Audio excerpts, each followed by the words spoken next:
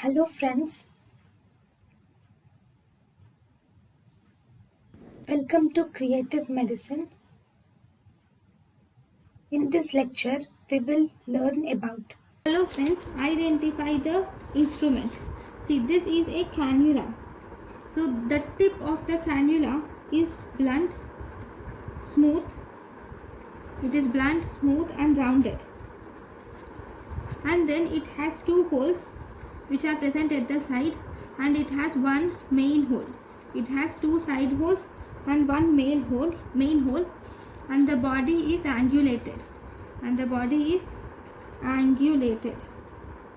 Okay, so what is this? This is actually Yankeur's suction cannula.